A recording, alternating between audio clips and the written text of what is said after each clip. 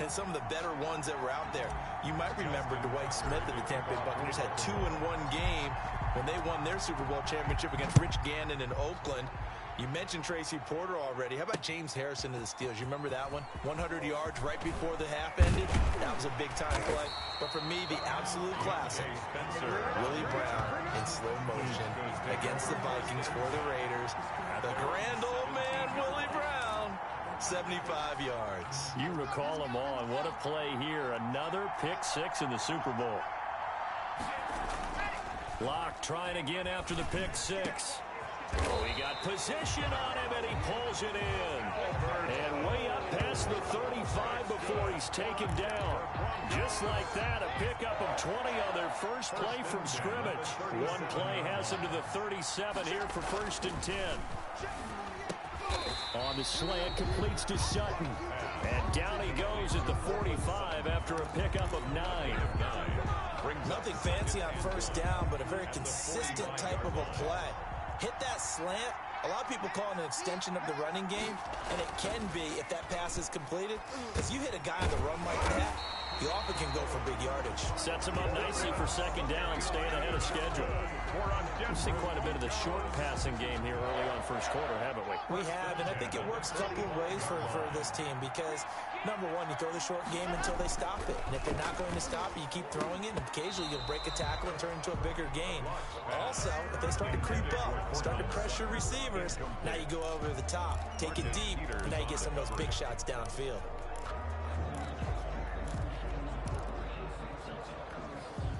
An incomplete pass on 1st down. That leads to a 2nd and 10. To throw again. Locke goes back to Sutton. This time completes it. And pulled up. And he is into the end zone for a Denver touchdown. Cortland Sutton, 45 yards. And the Broncos are an extra point away from tying the football game. And a nice job by him to catch the slant and then navigate and break free.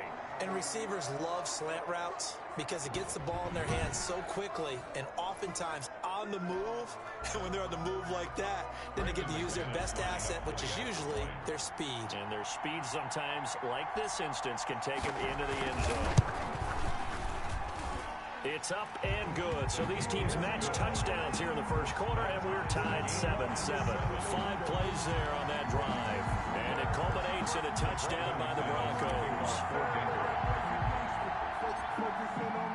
So all even at 7 now as they kick it away. Returning it, Justice Hill. Oh, a good-looking return set up here. And they got to be pleased with this. He brings it all the way up to the 40-yard line. The Ravens offense going to work, and as usual, it's Lamar Jackson, the former MVP of the league, at the helm. Allow me a second here to gush because in his college career, the only player in NCAA history to rush for over 1,500 yards and pass for over 3,500 yards in a season, and he did it twice. That's pretty good. That's really good. Yet he only won the Heisman Trophy once. Baltimore with good starting field position as they come up 1st and 10 at the 40. Jackson from the shotgun, eluding the pressure right. And he's going to keep it here. Breaks the tackle. He's got room to run. And all the way in for a Ravens touchdown. Lamar Jackson, 60 yards. And the Ravens have taken the lead. Well, we've certainly seen this before, CD. No one can quite electrify a crowd like Lamar Jackson, and really don't know what else to say other than that was special right there. I think you pretty much said it all, but I go back to what you said about electrifying a crowd. And this is going to be intercepted. Picked off by the All-Pro linebacker. It's Von Miller. And they'll have the football, but deep in their own territory as he's brought down at the 5. Well, as most teams do in their two-point attempt, they pass the ball. Instead, it gets intercepted. And remember, if you pick it off, you get a chance to take it all the way back, get 2 points yourself, right? Yeah, not the case there, but that's why you got to be really careful with those throws, especially to the outside. An incredibly short kick fielded way up there. And they're going to start this drive in pretty good shape as they get it up past the 30. at their own 34-yard line. So out now comes the offense back onto the field. They trail early on in this Super Bowl as they come up 1st and 10.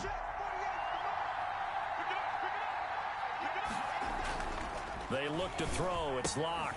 He's got his big tight end, Fant. And he's able to take this one up to the 35-yard line. A good rally to the football keeps him to only a yard, and it's 2nd down. Well, they were unable to make anything really big out of that, but it's not a bad idea to find your tight end and give him an easy completion and keep moving things forward. Almost his bread and butter is a good running back dive play.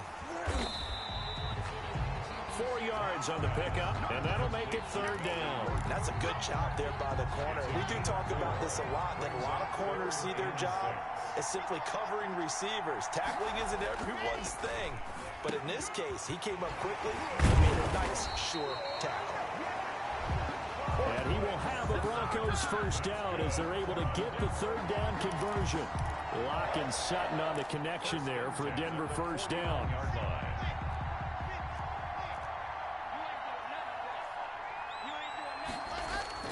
Throwing on 1st down is Locke. Oh, the ball comes out on the hit, but they'll say it's incomplete. That time he was looking for Jerry Jeudy, and that'll bring up 2nd down. It leads to 2nd and 10. Throwing again. Locke. That's caught over the middle by Fant. And he's going to be taken down with the 1st down at the Ravens' 31-yard line. 18 big yards on that one, and a Denver 1st. It is fun to watch the big man work the middle of the field. How about that post route there? Did an excellent job of getting his head around to look the football in and gain significant yardage. And he's going to go down here, a sack. They push him back to the 34. Calais Campbell finding his way home for the sack. And they weren't in zone coverage. They were in man, and each man did his job. And that looked like vintage, old-school coverage, didn't it? Man coverage reminded me of an old Raiders team. They had a Hall of Famer at one corner and a Defensive Player of the Year at the other, and they just locked people down. No gain on the play, and it'll bring up a 3rd down. They caught it right at the line of scrimmage, and before he could even think about advancing it forward, he got hit. Great tackling, because that's what you're taught. Don't give up yards after the catch. Look at this, middle of the field, a breakaway. And they are able to stop him, but he does take it all the way to the 2. They're able to convert on 3rd down, and that sets up a 1st and goal.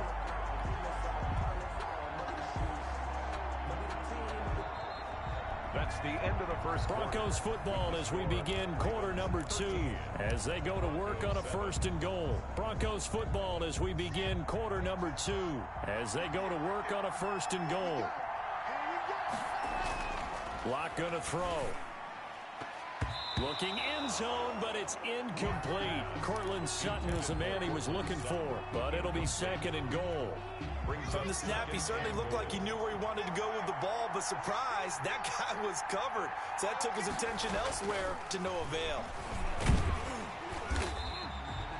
It's just a gain of a couple there on the scramble, and now it's 3rd down. They brought the blitz that time, and I thought they were going to get to him, but instead, he flipped it on its ear and ended up picking up positive yardage. I thought he was dead to rights, but you are exactly correct, sir. Able to turn that into a positive gain. 3rd and goal, a big play in this Super Bowl. To throw it is Locke. And he is into the end zone for a Denver touchdown. Drew Locke taking it in. And the Broncos are an extra point away from taking the lead. Well, I'd have to say that for him, that was an all-encompassing drive because it was his arm that got his team down to that point, but his legs that finished the deal. Give him credit for making it happen. And this puts him on top by a penny. It's 14-13. So that one a long 11-play drive. And it ends with a Denver touchdown.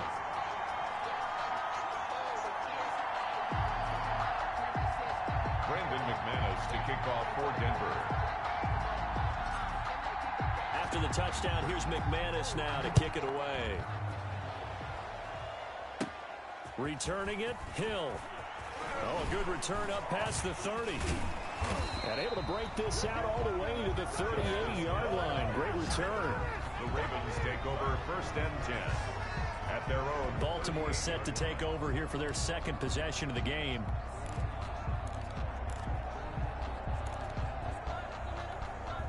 Jackson and the Ravens come up now 1st and 10 at their 38. From the gun, he'll set up to throw. It's brought in here by Willie Snead. They'll contain him to just 4. 2nd down. Well, it's time for them to be good teammates right here. And what I mean by that is possess the ball for a little while. Get at least 2 first downs. Give their defense a chance to settle down a little bit after they give up a touchdown. Looking middle, and it's incomplete. The former first-round pick, Kareem Jackson, there defensively. So after the 2nd down incompletion, they'll come up now against a 3rd and 6. Receiver coaches preach to their guys all the time. Separation, that's what's going to make the play successful. That time there was very little. Into heavy traffic, and it's intercepted. Picked off by Kareem Jackson. And some room to maneuver. And he'll take this all the way down. Oh, man, Brandon, not a real good throw that time. It looked like he tried to put a little too much air under this one, and it turned into a floater. And defensively, this is a dream. He could have fair caught that one. That was way too easy. So from the 39 now, they'll come up on a 1st and 10. After the turnover, here's Locke. Rush coming, and he's taken down. Calais Campbell able to drop him that time for his 2nd sack of the evening. How about that, partner? His 2nd sack of the game, and that puts him in some pretty good company. 17 guys have had 2 sacks in the previous 52 Super Bowls, but only 3 have had the record number of 3 sacks in this game. And we've got the list here. And I think he's going to go.